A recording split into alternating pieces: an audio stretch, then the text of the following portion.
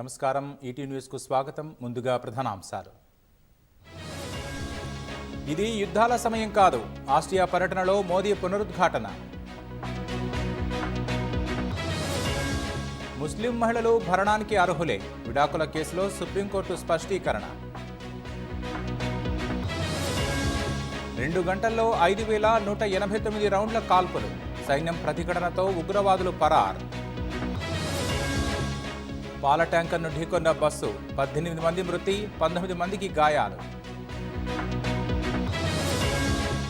Bharat China సరిహద్దుల్లో భారీగా బంగారం.